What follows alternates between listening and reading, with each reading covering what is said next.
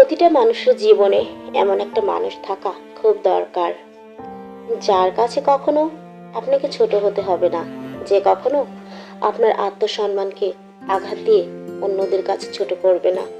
মানুষটা থাকবে একান্তই আপনার নিজের, যার কাছে আমার থেকেও আমার আত্মসম্মানের বেশি অনেক মূল্য থাকবে। এমন একটা মানুষ জীবনে খুব দরকার। পৃথিবীর কোনো বিচ্ছেদ কখনো দুজনের সম্মতিতে হয় না। একজন তার সুবিধা মতো দূরে চলে যাওয়ার কারণে অন্যজনকে এই সিদ্ধান্ত মেনে নিতে হয়। হতাশ হবেন না, মনে রাখবেন আল্লাহ তাকে দিতে দেরি করেন যার চাওয়া আল্লাহ পছন্দ করেন।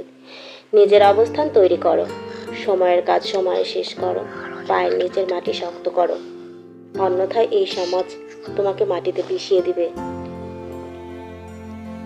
সুন্দর পোশাক পরলেই মানুষ হওয়া যায় না, মানুষের মতো মানুষ হতে প্রয়োজন মনুষ্যত্বের। ছলনার এই পৃথিবীতে সবাই ভালো পোশাক পরে, মনুষ্যত্বের পোশাক সবাই পরে না।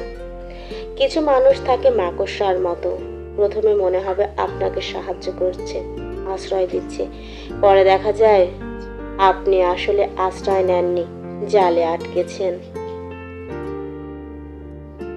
আমি এখনো ভেঙে পড়ি, কাঁদি, কিন্তু কাউকে আগে গিয়ে বলি না আমাকে সামলাও।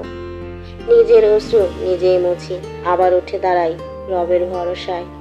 স্বার্থের লোভে যারা রূপ বদলায় তারা কখনো মানুষের ভালো মন্দ লাভ ক্ষতি উপলব্ধি করতে পারে না। তারা শুধু জানে সবকিছু ঊর্ধ্বে তাদের স্বার্থটাই। কষ্ট হলেও ভিতরের ক্ষতগুলো নিজের মধ্যেই রেখে দিন, কারণ মানুষ মলমের জায়গায় লবণ লাগাতে বেশি পছন্দ করে। চিৎকার করে যে কথাটা বলা যায় না, নীরব থেকে সেই কথাটা খুব সুন্দরভাবে বুঝিয়ে দেওয়া যায়। এটাই হলো নীরবতার আসল সৌন্দর্য। পৃথিবীতে সেই বেশি ধাক্কা খায় যে নিঃসন্দেহে মানুষকে বিশ্বাস করে যায়। জীবন যুদ্ধে আমি আজ অনেক ক্লান্ত, জানি না আল্লাহ কোথায় মানসিক শান্তি রেখেছে। আমার হৃদয়টা আসলে ধৈর্য জ্বলে গেছে। যে ব্যক্তি যতই বিশ্বস্ত হোক, কখনোই কোনো ব্যক্তিকে অন্ধের মতো বিশ্বাস করা উচিত নয়।